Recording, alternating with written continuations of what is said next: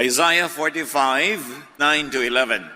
You have no right to argue with your Creator. You are merely a clay pot shaped by a potter. The clay doesn't ask, why did you make me this way? Where are the handles? Children don't have the right to demand of their parents, what have you done to make us what we are? I am the Lord, the Creator. Don't you dare question me about what I have done. Napakahalaga na matanggap natin ang kalooban ng Diyos sa ating buhay at ang kanyang magandang layunin. Ang pag-aaral natin ngayon, pinamagatan, Because God Creates People. Dahil ang Diyos ang lumilikha sa tao, ano ang dapat nating maging ugali at asal? Panginoon, salamat dahil kayo po ang lumikha sa amin at kayo ang patuloy na gumagabay sa amin. Buksan niyo po ang aming mata at isip para maunawa kung anong ibig sabihin na kayo ang manlilikha at hindi kami. Lead us, teach us, empower us to understand your word so we may apply it in our daily lives. Ama namin, kayo pong hinihiling namin maging tagapangaral, walang iba. Gamitin nyo lang ang inyong lingkod bilang kasangkapan, pero kayo po ang siyang mangaral. Lead us, teach us in the name of Jesus, your Son, our Lord, our Savior and friend. Psalm 139, 13 to 16. You are the one who put me together inside my mother's body. And I praise you because of the wonderful way you created me. Everything you do is marvelous. Of this, I have no doubt. Nothing about me is hidden from you. I was secretly woven together deep in the earth below. But with your own eyes, you saw my body being formed. Napakalalim ng pagkaunawa ng psalmist, ng umawit na ito, sa kahulugan na ang Diyos ang lumikha sa Kanya. Sabi niya, kayo ang lumikha sa akin, kayo ang bumuo ng aking pagkatao, nung pamang ako'y dahan-dahang nabubuo sa sinapupunan ng aking ina. At dahil lahat ng inyong ginagawa ay napakaganda, wala akong kaduda-duda. Wala namang nalihim tungkol sa akin o ako'y nililikha kasi kayo ang lumikha sa akin. Nakita nyo at kayo ang gumawa ng lahat ng ginagawa sa akin. So not anyone else, but God is the one who creates people. God lang ang creator. Satan is a destroyer, a thief, but not a creator. God lang ang lumilikha ng lahat ng nilikha. God creates and therefore knows. God knows and therefore accepts people for who or what they are. And this is how God made them. Sapagkat ang Diyos ang lumikha sa lahat ng tao, Diyos din ang nakakakilala sa lahat ng tao, kaya Diyos din ang kauna-unahang nagmamahal at tumatanggap sa lahat ng tao dahil siya ang lumikha sa kanila. God creates people wonderfully. Everything God does is marvelous. Ang paglikha daw ng Diyos sa tao ay kamangha-mangha. Ang nilikha niya at produkto ng paglikha ay kamangha-mangha. Kaya lahat ng ginagawa ng Diyos ay kahanga-hanga. At kung ito ang sinasabi ng salita ng Diyos, sino tayo para magsabing hindi kahanga-hanga ang iba? Sino tayo para magsabing mali ang pagkakalikha sa iba? Dapat nating suriin kung ano ang pamantayang ating ginagamit, anong standards ang ina-apply natin, bakit hindi tayo nagagandahan sa iba? Samantalang Diyos ang may likha at ang lahat ng likha niya may angking kagandahan. So either tayo ang mali o ang Diyos ang mali pag napapangitan tayo at namamalian sa mga nilikha niya. At siyempre wala naman dapat contest yan. Alam nating laging tama ang Diyos.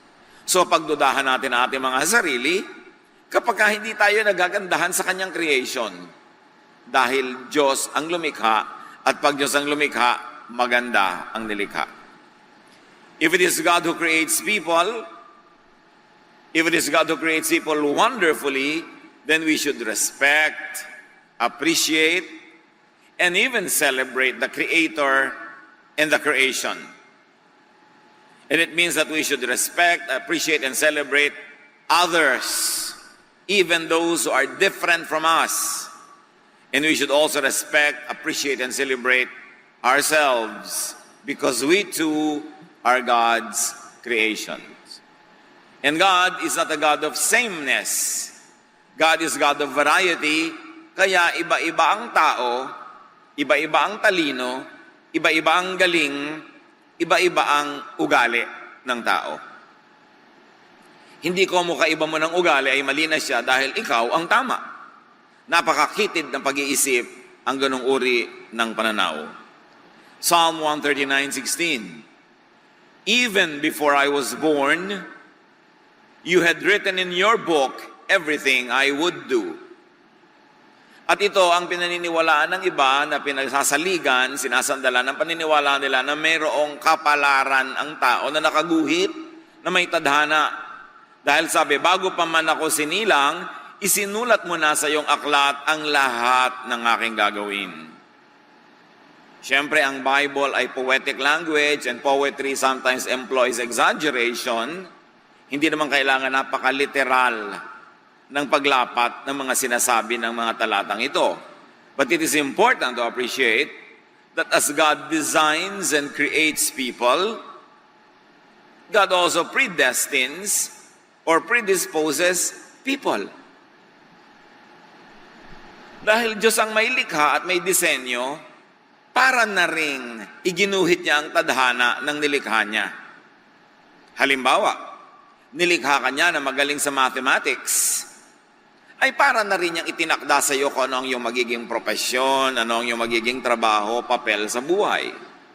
Nilikha ka niya na mahilig at magandang sumayaw, mahilig at mahusay magpinta, nilikha ka niya na mahilig at magaling mamahala, nilikha ka niya na mabusisi, maburiri sa buhay, nilikha ka naman niya na baliwala sa iyo ang mga detalye, ang mahalaga lang yung general things, para na rin binigyan ka na magiging job description at mission mo sa buhay. Kaya may mga taong OC, mga obsessive-compulsive, nilikha silang ganon. Kung wala namang mga ganon, puro burara na lang lahat ng tao, di wala nang kaayusan. Pero kung wala namang mga burara, di nakaka-stress naman ang buhay, lahat na lang OC.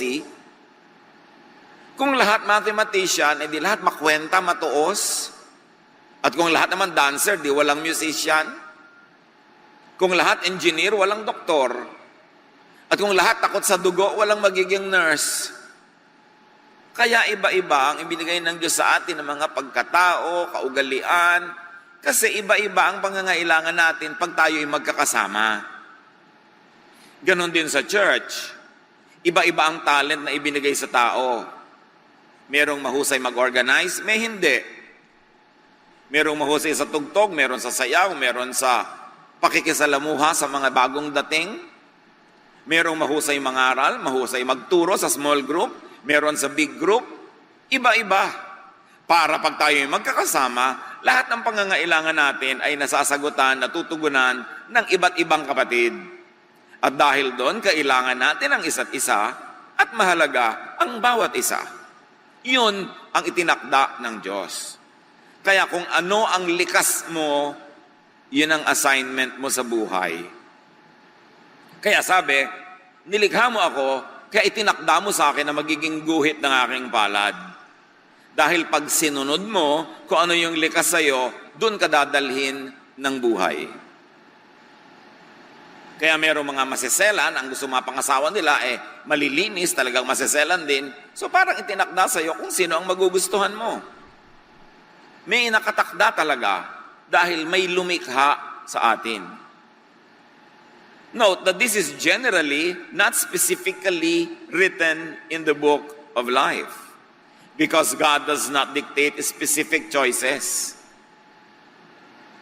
Nilikha ka halimbawa na malikhain ka sa arts, pero may choice ka pa rin kung susundin mo yun or not.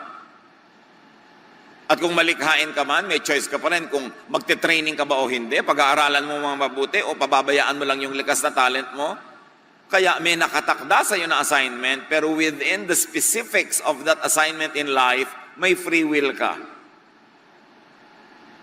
Kaya kung ano ang gagawin mo sa likas na bigay sa iyo, nagkakaiba-iba pa rin ang palad ng tao. Pare-pareho kayo halimbawa magagaling, pero yung isa nag-aral, nag-training, nagpakadalubhasa, magiging iba ang role nyo sa buhay. Magiging assistant ka siguro niya pagdating ng araw, pero nandun ka pa rin sa area na yon. At maraming tao ay maralita, dukha, miserable, hindi successful, walang bunga sa buhay, kasi pinipilit nilang mag-operate sa isang larangan ng buhay na hindi naman yun ang disenyo sa kanila ng Diyos. Meron naman na parang ang dali-dali magtagumpay, ang dali-daling mamunga. Kasi nasa area sila where they are gifted by God, tas dinevelop pa nila, nagsanay pa sila, dumadali tuloy o nagmumukhang madali. Pero hindi idinidikta ng Diyos ang bawat hakbang, bawat desisyon na gagawin mo. Pero meron ka ng parabagang hilig na kung susundin mo, dun pupunta ang iyong mga desisyon. But the details are up to you, and that is where free will operates. Pero walang free will na halimbawa, hindi ka naman talaga gifted sa numbers, kahit anong pagtitiwa-tiwari kang gawin mo, hindi ka magiging successful engineer. Kasi ginagamit mo yung free will mo sa maling part na hindi naman ka doon inassign ng Diyos. Therefore, God pre-assigns a general area in your life, and the details of those depend on your free will. Kaya merong interaction ang will and sovereign will of God and the individual will of each person. Occasionally, God is known to inspire. Occasionally, God is known to direct, specifically, especially the men and women that He uses for special missions. But that is not always the case. Normally, the given are inborn traits, mentality, what we call nature, what scientists call genes. Meron talagang nakatakda na magiging general character mo depending on your genetic makeup. Magtataka ka, bakit magkapatid ito, magkaiba ng ugali? Ang dami-daming lolo't lola from mother and father side na pwedeng pagkuhanan ng ilong, pagkuhanan ng tenga, pagkuhanan ng kalinisan, pagkuhanan ng ugali, kaya nagkakaiba-iba kahit magkakapatid. Kasi napakayaman ng genetic pool na panggagalingan ng pagmamanahan. Kaya kung minsan sasabihin mo, yung ate mo umana sa lola mo sa father side, ikaw umana ka sa lolo mo sa mother side. Kasi maraming pinagkukuhanan pero galing pa rin sa the same genetic pool. Up to a point, nature could be fine-tuned, could be developed, and they call it could be nurtured. Nature mo na dancer ka. Tapos may kakaya naman ng mga magulang mo o meron silang dedication na i-develop ka, in-enroll ka sa dance school, binigyan ka ng mga tutor, ibinibili ka ng costume, pinapasali ka sa mga program, yung nature mo na-nurture pa. Kaya lalong tumingkad, lalong na-develop. Yun namang isang kapitbahay nyo na may the same nature, pero hikaho sa buhay, hindi na itustusan, hindi na-develop. Meron din siyang innate talent, pero hindi siya na-develop kasi hindi siya na-nurture. Pareho kayo ng nature, magkaiba ng nurture, magiging magkaiba ang bunga. Pero, yung hindi na-nurture, ganun pa rin ang nature niya, hindi pa rin yun na iba. Kaya marami sa atin, ang nakikita natin sa kapwa, hindi yung tunay na pagkataong nilikha para sa kanya ng Diyos, kasi nadiktahan siya ng karukhaan, kahirapan, lack of nurture, kaya hindi lumalabas yung pinakalikas na gusto niya. Anak, anong gusto mong pag-aralan? Gusto ko pong mag-aral ng museum and theater management. Sasabihin ng nanay, anong trabaho makukuha mo dyan? Ewan ko po. Gusto ko mag-aral ng theater arts. Mapagkakaperahan ba yan? Gayahin mo na lang ang tita mo, nag-nursing. Ayun, nasa Amerika na, malaki kita. Hindi ko naman po hilig, takot ako sa dugo. Mag-nurse ka para mo ko mabigyan ng sustento pagtanda ko. O yun, naging nurse. Napilit sa nurture, pero hindi yun ang nature. Don't expect na maging outstanding nurse yun.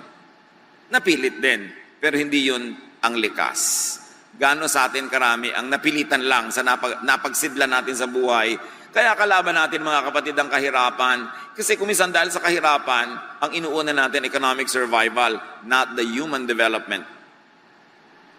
Hindi yung pamumukadkad at pamumulaklak ng tunay na pagkatao, kasi survival at ilalagay sa sikmura ang inuuna natin dahil sa pangangailangan.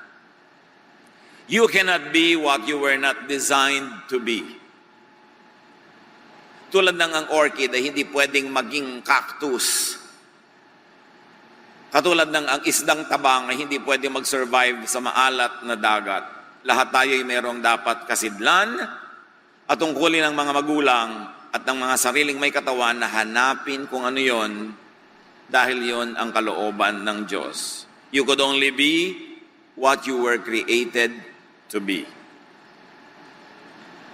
How people think, what people are, what people are disposed to choose and to do could be God's design, God's creation, therefore God's will.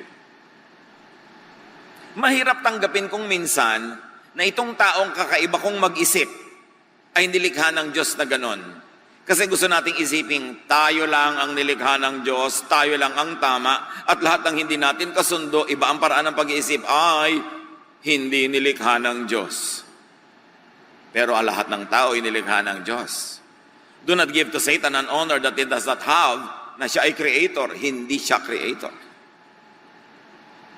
Yan ang problema ng mga relihiyon. Pag iba ang paniniwala ko sa paniniwala mo, demonyo ka at ako lang ang sa Diyos. Ganon din ang makitid na pag-iisip ng maraming tao, magkaiba kami ng ugali ng kapatid ko, therefore mali siya, kasi syempre, ako ang tama. Kakitiran. No matter how much people misunderstand and disagree with the design was made by God, and it is marvelous and wonderful. Kung minsan, mata lang natin na nagkukulang para makita yon. Maraming magagandang tanawin, hindi mo lang nakikita kasi malabo ang iyong mata. Kung minsan sa isang kwarto, ang dami-daming hiyas, ang dami-daming magagandang muebles, hindi mo nakikita kasi walang ilaw. Pero nandun.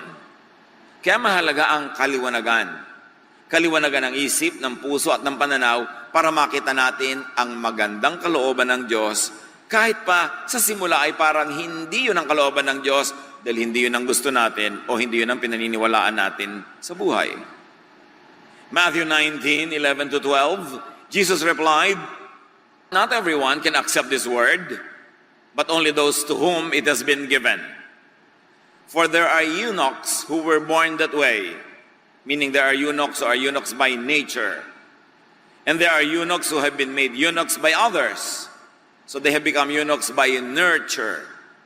And there are those who choose to live like eunuchs. Therefore, they are eunuchs or free will or personal choice nila for the sake of the kingdom of heaven. The one who can accept this should accept this." Eunuchs are male persons who are deprived of their sexual development so that they could serve the female members of royal families. Kinakapon sila maaga pa lang. And because of that, they don't develop fully as males. At sabi ni Jesus, may mga eunuch na born that way. Kahit na hindi mo yan ginawang eunuch, eunuch talaga siya. Meron naman na kinapon nyo kasi, kaya naging eunuch. At meron naman, kalooban niya, gusto niya, hindi nyo pinilit, pero yun ang gusto niyang maging papel sa buhay. Therefore, naging eunuch siya. Sabi ni Jesus, the one who can accept this should accept this. There are people who are born that way, there are people who are made that way by their environment, and there are people who choose to be that way. Those who choose can chase their choice. Those who are made can be unmade, but those who are born that way can never be changed. At mabuti sa mga anak ng Diyos na gumagalang sa creation ng Diyos na yan ay dibdibin at unawain. May mga asal, ugali ang tao na pwedeng palitan kasi inilagay lang doon ng environment. Meron naman pwedeng magpalit kasi pinili lang niya na gawin ang ganun, maging ganun siya. At pero merong hindi pwedeng palitan kasi born that way. So hindi lahat ng tao ay pwede mong baguhin. Meron, pwede siya magbago dahil gusto niya kasi siya lang pala ang may likha ng kung ano siya ngayon. So pwede niyang baguhin. Meron naman pwedeng baguhin ang environment dahil environment lang ang gumawa sa kanya na ganun. Pero meron kahit anong gawin mo, hindi mo mababago kasi born that way. And you substitute the word eunuch for anything else. Merong taong born OC. Born that way. Merong made OC by their environment and meron naman choice nila na maging OC. Merong mga tao na maramot. Kasi pala lumaki sa hirap. Ang daming nandaya. So ngayon maramot na, trained, nurtured to be like that. Pero kung pinaligiran mo siya ng kabaitan, kagandahang loob, nasanay siya sa pakikipagbigayan, pwedeng mapalitan ang karamutan niya. At meron naman na dumangot lang siya dahil ayaw niyang maisahan. So pwede siya mag-decide later na hindi ako magiging maramot.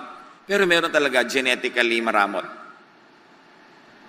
Kahit anong gawin mo doon na pang-influensya, kahit pakainin mo siya ng pages ng Bible, hindi siya mababago. Kaya iba nagsasabi, Pastor, ang tagal-tagal ko na pong Christian, hindi pa ako nagbabago. Baka naman born that way ka. So suriin mo kung ano yan. Naging ganyan ka lang ba dahil pinili mo? Therefore, piliin mong may iba.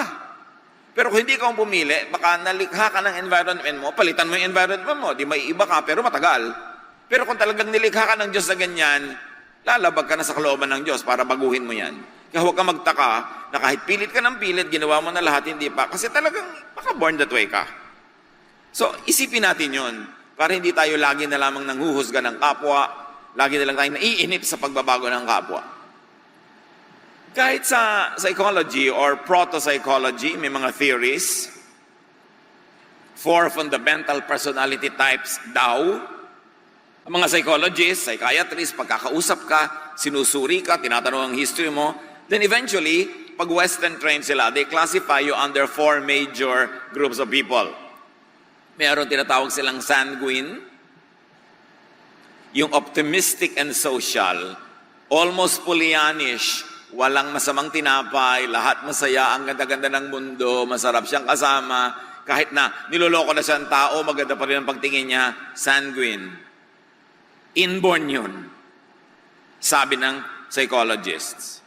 Meron namang tinatawag na choleric, mga short-tempered and irritable, walang kakwenta-kwenta, sumisigaw, ang liit-liit na bagay nagagalit, ang taray-taray, ang sungit-sungit, born that way.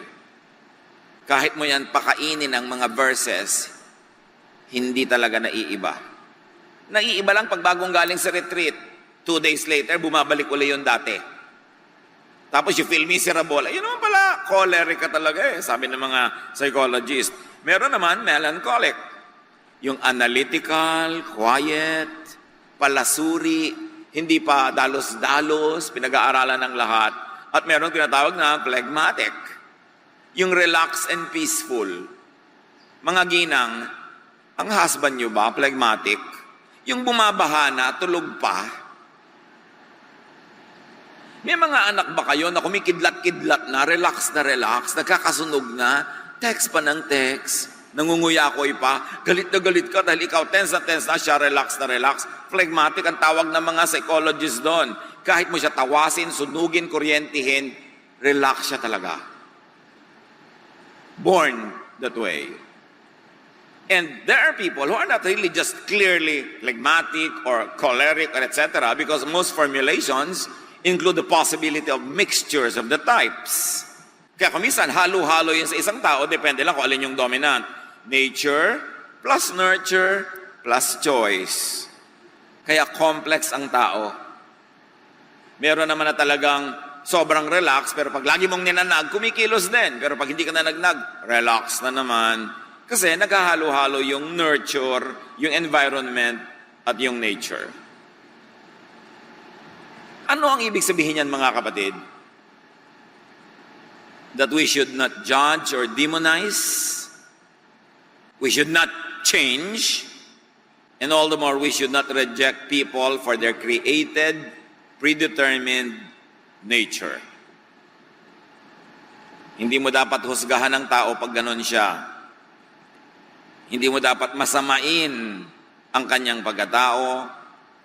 At lalo naman huwag mong gawing misyon sa buhay na baguhin siya. At lalong huwag mo siyang itatwa, itakwil dahil lang ayaw mo sa kanyang personality at magkaiba kayo. Sabi sa Jeremiah 13:23, can people change the color of their skin? Or can a leopard remove its spots? Siyempre, nung sinulat yung verse, wala pa mga dermatologist. Pero ang ibig sabihin lang na ito, hindi mo kayang baguhin ang iyong inborn nature. Hindi mo kayang baguhin ang iyong kapwa, hindi mo kayang baguhin maging ang iyong sarili kung yun ang inborn nature. Kaya maraming tao na de-depress, nagpapakamatay, nabibigo, may mga mag-asawang naghihiwalay, may mga anak na itinatakwil ang sariling magulang kasi hindi nila matanggap ang iyong nature. Gusto ka nilang baguhin. Gusto ka lagi nilang maiba ayon sa kanilang gusto para sa iyo at hindi nila isinasaalang-alang kung ano yung likas mo. At nililimot nila na ikaw man ay likha ng Diyos. Anong kinalaman ni Jesus sa lahat ng usaping ito? Jesus is the perfect revelation of God's truth and kindness. Walang nauna kay Jesus at walang sumunod kay Jesus na sing tapat, sing tama ang pangangatawan sa Diyos, kundi si Jesus lang. Kung ang Diyos ay magsusuot ng katawan, si Jesus yun. Kung ang Diyos ay magpapakita sa tao, si Jesus yun. At kung may ituturo ang Diyos, yung teachings ni Jesus yun. Walang iba. John 1:14, the Word became a human being and lived here with us. We saw His true glory, the glory of the only Son of the Father. From Him, all the kindness and all the truth of God have come down to us.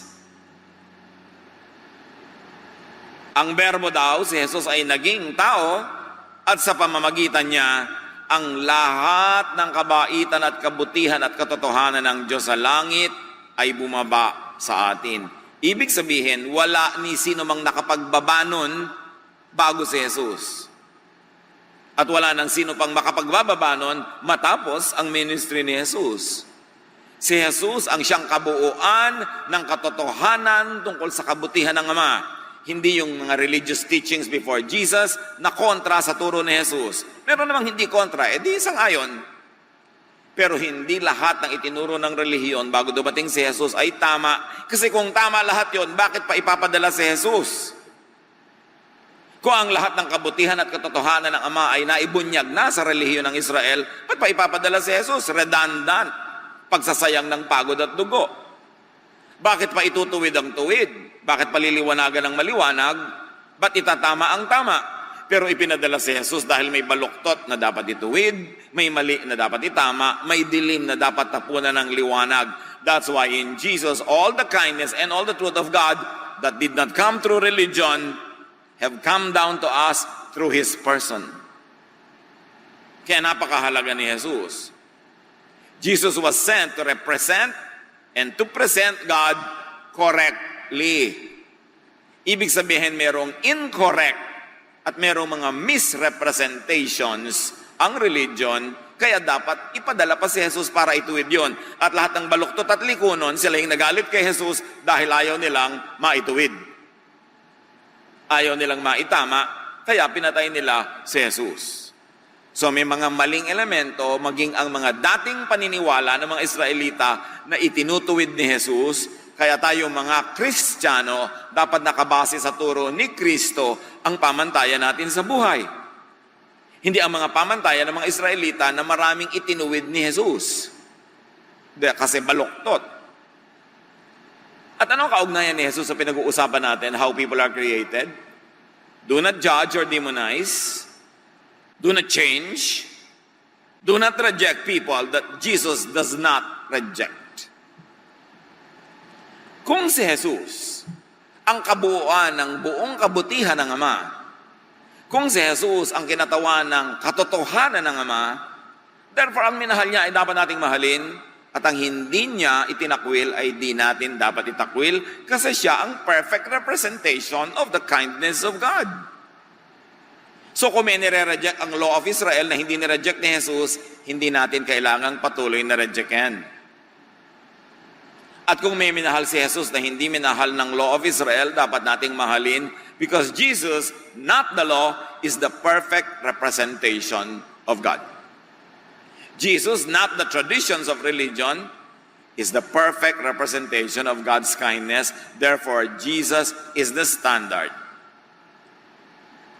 Pag pinag-aralan natin ang gospel, malalaman naman natin dun alin ba ang batas na pinairal at alin ang hindi at pinalitan ng pag-ibig. Sino ang pinagalitan, sinong tinanggap, sinong minahal, at tayong tumatawag sa sarili nating Kristiyano, wala tayong ibang dapat sundin kundi ang halimbawa ni Kristo. Jesus is the measure of all things. Jesus is the Son of God. Jesus is our Savior. Jesus is the one who resurrected from the dead and saves us. Therefore, siya ang dapat nating tularan. Don't force people to live outside of their God-given design or nature, because Jesus did not do that. Forcing people to be what they are not breaks people's hearts and personalities. It also breaks relationships, and it could also break God's design. Mga magulang, meron ba kayong itinatakwil na anak dahil hindi nyo gusto ang kanyang pagkatao? Bakit kayo ba lumikha sa tao na yan? Diyos ang lumikha dyan, ipinagkatiwala lang sa atin para ating mahalin at palakihin. At ang mga magulang ang kauna-unahang merong ministry to accept their children. Kung ang sariling magulang magtatakwil sa anak, sino pa nga asahan nating tatanggap sa kanya? Husband and wife. Kung kayo ang magre-reject sa ugali ng husband o wife nyo, sino pang tatanggap? Kayo ang magkabiyak. Huwag kayo magpapakasal kanino man na inaasahan nyong mababago siya ng inyong pag-ibig. Hindi mangyayari yon. Pag nagpakasal kayo kanino man, dapat tanggapin nyo siya dahil sa inyong pag-ibig sa kanya. Hindi dahil pipilitin nyo siyang dahil mahal niya kayo, dapat siyang magbago according to your specifications. Kung kayo'y may asawa na, pag-aralan ninyong ma-appreciate at mamahal, maging ang ugali niyang sa simula'y ayaw nyo. Huwag niyong paggurin ang sarili niyo at ang inyong asawa para siya magbago according to what you like, kasi wala namang nagtatagumpay sa pagpapabago sa asawa. Meron ba? Bakit nananatil ang mag-asawang magkasama? Hindi dahil nabago ko siya according to my wishes, kundi dahil tinanggap ko siya. At hindi dahil hindi siya nagkakamali, kundi dahil pinapatawad ko pag nagkakamali siya. This is the way of Jesus. The way of rejection is the way of the Pharisees. Sarili mong magulang, itatatwa mo dahil ayaw mo ng kanyang ugali, hindi mo gusto yung kanyang asal. Bakit ikaw ba lumikha sa kanya? Yun ang ministry ng pamilya, tanggapin ang bawat isa. Mahalin. Meron man kayong disagreement, kahit nga sa sarili natin, may disagreement tayo. Di ba? Kung minsan din, nagdadalawang isip tayo, nagdadalawang loob. Magkaiba rin ang gusto ng sarili nating isip. Kaya ang mahalaga, dibdibin natin kung anong ibig sabihin na maging Kristiyano. Ang Kristiyano, minamahal, tinatanggap ang kapwa, at ipinapasa Diyos kung paano ma-develop ang kapwang ito. But remember, the development is still within the natural personality. Nag-i-improve lang siya within the same department, pero hindi siya pwedeng lumipat ng department ng personality according to how he or she was born. It is important. Psalm 139, 1-5, sa pagpapatuloy. God, you have looked deep enough into my heart, and you know all about me. You know when I am resting or when I am working. And from heaven you discover my thoughts. You notice everything I do and everywhere I go. Before I even speak a word, you know what I will say. And with your powerful arm, you protect me from every side. Sabi niya, Diyos ko, kilala niyo ko. Pagkalalim-lalim ng pagkakakilala niyo sa akin, iniisip ko pa lang alam niyo na. At bago bumukas ang bibig ko, alam niyo na sasabihin ko, you know why? Because God designed you. Because God made you. And you are wonderful. Your son, your daughter is wonderful. Your husband, your wife is wonderful. Your mother, your father is wonderful. Because God created us all. Ang mission natin, hindi baguhin ang mga tao para mag-swak sa gusto natin. Ang mission natin ay baguhin ang pag-iisip natin para makita natin ang ganda ng bawat tao. Siguro hindi natin makikita ang buong personality niya 100 maganda. Hanapin niyo kung alin yung nagagandahan kayo at yun ang titigan. Yun ang palakihin. Yung tama, hindi yung mali. Yung gusto nyo, hindi yung ayaw. Kasi tuwing papalakihin natin yung ayaw natin, malalayo ang ating loob, mamaya maghihiwa-hiwalay na tayo sa buhay, at kahit magpapalit-palit kayo ng kasama buong buhay, tatanda na lang at kakamatayan nyo na wala pa rin kayong nakasundo. Napakahalaga yung importanteng turo ni Jesus to love and accept people. And if ever there will be changes in their lives, and there should be, because we grow from glory to glory, let God be the agent of that change, not us. Hindi yun na ipipilit, hindi na igigiit. Nangyayari yun kung may pagbabago sa loob ng puso ng tao at spirito lang ng Diyos ang nakakagawa nun. God does not even change people. Bakit? If God changes people, di kasalanan niya yung mga ibang hindi nag-change. Kaya pas ginabi mong binago ako ng Diyos. Talaga? Ba't yung iba hindi binago ng Diyos? Di kasalanan ng Diyos, hindi niya binago yun. Nagbabago tayo pag nagkakaroon tayo ng kaliwanagan. Pagkaunawa, nagkakaroon tayo ng desisyon to improve our ways. But you cannot change your inborn nature. You can only change what was nurtured in you. What you learn, you can unlearn. What was programmed into you, you can deprogram. But your inborn nature, you cannot change that because God, that is God's call. That is God's decision. Kaya kung hindi ka talaga talented sa chemistry, kahit anong pilit mo, hindi mo matatandaan kung anong ibig sabihin ng NaCl. Kaya huwag mo nang tandaan. Total, marami ka ba ibang natatandaan sa buhay, yun ang strength mo. Doon ka na lang. Leave chemistry to the chemists. That's why we need one another. Because God knows people, God accepts, God loves, and God protects people from every side, from others, even from themselves. He protects what He created in people. At ito ang problema sa maraming relihiyon. Most religious ministrations are aimed at changing rather than accepting people. Jesus accepted people first. And then eventually those people improved within what is allowed by their inborn nature. Nakakatakot tuloy sumama sa retreat. Kasi sabi sa retreat, 2 days that will change your life. Does everybody really want to change? Paano kung 2 days where you will experience God's love and acceptance? Dami sasama. Pero yung pupunta ka sa church, yung mga usherette nakairap sa'yo pagka hindi conservative ang damit mo, nasa pinto ka pa lang, gusto ka nang baguhin. Nakakatakot. Hindi ganon si Jesus. Ang unang-unang ginagawa ni Jesus, kung ano ka man, as is where is, tinatanggap ka muna, minamahal ka muna, at kung naramdaman mo na ang pag-ibig na yon, na-inspire ka na, ikaw na ang mag-i-improve sa iyong sarili sa tulong ng Diyos. Pero hindi ka magpapalit ng anyo dahil yun ang inaasahan ng committee, dahil yun ang inaasahan ng mga nakakaalam, merong power over you. Kasi hypocrisy lang yun. Dapat galing sa loob, likas, bukal sa loob. Yun ang pagbabagong totoo at magtatagal.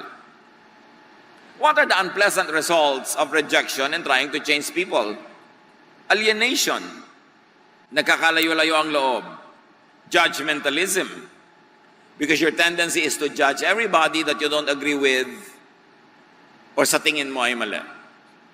Kakambal niyan, self-righteousness on the part of the so-called normal or righteous. Alam niyo, ibig sabihin lang ng normal, majority. Hindi ibig sabihin correct. So pagka kayo ay kabahagi ng mga 70 to 80%, kayo ay normal. Hindi ibig sabihin ng normal, correct. Ibig sabihin lang, marami kayo. Pero siyempre, ang kabaliktaran ng normal, yung konti, abnormal, ang tingin na ugagad natin, wrong, abnoy yan. Bakit? Kasi kakaiba siya mag-isip. Diba? Abnoy yan, ibang klase siyang magprito ng itlog. Ibang klase siyang magtalop ng kamatis. Abnormal yan. Mali agad. Kasi ang tendency ng normal, i-judge yung abnormal. Pero alam niyo kung sino pinakisamahan ni Jesus ng todo-todo? Minahal, sinagip, yung mga dinadawag na abnormal. Yung latak ng lipunan, yung itinapon ng lipunan, yung nire-reject ng church, ng temple, ng synagogue, yung nilalayuan ng mga normal, yun ang mga pinuntahan ni Jesus. Hinipo niya yung bangkay, pinuntahan niya yung possessed. Minahal niya yung babaeng gustong batuhin ng mga normal. Kasi abnormal yung buhay ng babae na siya ay living in adultery. Ang pinuntahan niya sa Jericho, si Zacchaeus na abnormal. Ka-Israelita, kumakampi sa Romans, tapos chief tax collector pa. Ang mga pinuntahan ni Jesus, ang mga crowd ni Jesus, sabi nga ng mga Pharisees, tax collectors and sinners, the abnormal. Kaya kung abnormal ka, alam mo nang love ka ni Jesus, thank you na lang. Salamat. Kasi ang totoo, lahat naman ng tao may kaabno yan, nakatago lang. Ilang tao ang baliw? Out of 10? 10 ang baliw. Iba-iba lang tayo ng department ng kabaliwan. Iba-iba ng panahon. Kaya kung yung kapwa mo nababaliw-baliw ngayon, unawain mo na lang, bukas ikaw naman. May tao bang hindi baliw? May taong baliw na baliw sa apo. Apo na ang pinakamaganda. Kahit natatakot yung iba. Ang sarili niyang anak, mutyang-mutya, pinakamatalino, pero kahit na pinakamababa ang grade. Kabaliwan yon, di ba? May mga babaeng bumibili ng bag na 3 milyong piso, hindi ba kabaliwan yon? Pero gusto niya, trip niya, hindi naman niya ninakaw, sino ka naman para mag-judge? Yung bag mo nga, 50 pesos, pero fake naman yung brand. Hindi ba ka-abnormalan din yon? Lahat ng tao abnormal. Pag nagsimula tayong tanggapin yon, you will relax. You will love more. You will be more like Jesus. Pero pag pinarusahan mo ang tao na nagtatapat tungkol sa ka-abnormalan niya, ang tuturuan mo siyang magtago, pumailalim, maging hypocrite para hindi maparusahan. At yan ang ayaw ng Diyos, hypocrisy. Ang Diyos ay doktor. Ang pasyente naguhubad sa harap ng doktor. Sinasabi lahat ang sakit niya, lahat ng history niya. Kasi pag hindi ka naging totoo, paano ka gagamutin? At sa atin din, kung itinatago natin lahat ng ating mga bakaho, ang ating mga kahinaan, ang ating mga kabaliwan, paano ka mamiministeran? That's why we always say that the church is a place of a hospital for sick people. It is not a display window for perfect merchandise. Kaya dapat wala nang pagkukunwari. Kaya lang, nagkukunwari ka kasi paparusahan ka pag nalaman ng tao kung ano yung totoo. But that is not the spirit of Jesus. That is not the Christian community. That is a community of religious hypocrites. Kaya dapat talagang salain, linisin, ligligin ng church para maging totoo sa pag-ibig ni Jesus. Pagka ang mga tao will reject one another for their reality, you will give them imposed hypocrisy and needless guilt. Ang daming tao nagigilty sa hindi naman dapat ika-guilty, na condition lang sila ng conservative thinking to be guilty. Pero hindi naman dapat. Kaya sabi ni Jesus, come to me all of you who are tired and heavy laden and I'll give you rest. Rest from needless guilt. Rest from hypocrisy. Rest from pretense. Because I love you as you are. Kaya sinasabi ng kanta, I sing because of your love. Your love makes me sing. Pag na-realize natin ang pag-ibig ni Jesus, na siya palang pagpapakita ng pag-ibig ng Diyos, mapapakanta ka talaga. Dahil napakabait ng Diyos, nakakalungkot lang, misrepresented by religions. Ang ipinapakita ng religion, mabagsik, magagalitin ng Diyos, laging may hawak na sibat na kidlat, papatabaan ka tuwing magkakamali ka, paparusahan ka tuwing nagkakamali ka. Hindi yon ang ipinakilala ni Jesus, at si Jesus ang tunay na kinatawan ng Diyos. Dapat natin kilalanin ng Ama sa pamamagitan ni Jesus. Yung rejection sa church, nangyayari rin sa family, nangyayari sa society. Yun din ang bunga, alienation, frustration, separation, needless pain. Ang daming sakit na hindi naman dapat nadarama, ang daming hirap ng loob, ang daming dalamhati na hindi naman kailangan. Jesus loves people unconditionally and accepts them first.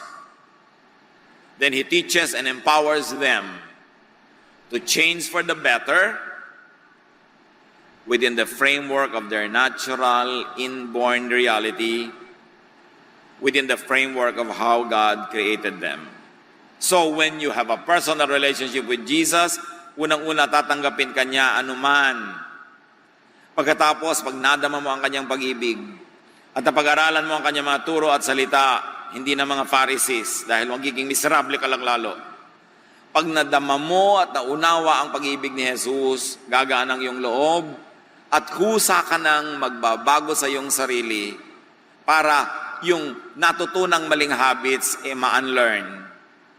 Yung mali at negative na effects ng nurture ay makorek. Pero hindi mo mababago ang iyong inborn nature kasi Diyos ang may lagay nun. The wise and godly person will change what he can and will accept what he cannot. Then tatahimik ang iyong buhay. Because God created us all in His image, find a facet of God's image, find the wonder in each creature. At yan ang ating number 1 assignment. Kung may asawa ka, hanapin mo yung magagandang facets niya at yung mga aspeto niya na hindi ka nagagandahan, magpaturo ka sa Diyos na makita kung ba't maganda yon. At kung hindi ka pa rin makumbinsing maganda yon, tanggapin mo na rin at manahimik ka para payapa ang inyong buhay. At pahalagahan mo sa Kanya yung gusto mo at yung ayaw mo, ilagay mo na lang sa may mga likod-likod, gilid-gilid. Huwag na lang laging yun ang yung tingnan. Kasi hindi mo naman mapapalitan yon. Kuminsan yung iba, nagpapalit pa ng asawa para lang madiskubre na yes, yung gusto kong magandang ugali, nasa ipinalit ko, pero may pangit din pala siyang ugali na hindi ko pa alam nung araw. Ngayon, alam ko na. So, palit ka ng palit buong buhay. Find and accept others. And that is what it means to have world peace. Accept yourself and have inner peace. Kaya nung dumating si Jesus, nagbaba ng mga anghel, ang kanta nila, peace on earth. Magkakaroon ng peace on earth, goodwill to men. Pag ang turo ni Jesus ang pinairal. Thank God for His wonderful creation. At mag-iiwan ako ng tanong, could you be rejecting someone or yourself? Forcing someone or yourself to change beyond your God-designed nature? You will only fail. And you will make everyone else around you miserable. So do a Jesus. Accept and love people. Accept and love yourself. Change for the better. Change from glory to glory within what is allowed by your inborn nature. Then and only then will you have peace with yourself, with others, and with the world. Turuan niyo po kami, Ama, na makita kung saan kami maaaring nagkukulang sa ganitong mga katuruan. Ipamukha niyo sa amin kung nagkakamali kami to reject people, to force people to change, to impose our values, beliefs, ideas on others. Teach us to do a Jesus, to love first, to inspire and to empower, and to leave to the person and to you, O God, whatever developments can still happen within the framework of people's inborn nature. Turuan niyo kaming tanggapin ang hindi pwedeng mabago at baguhin ang pwedeng baguhin.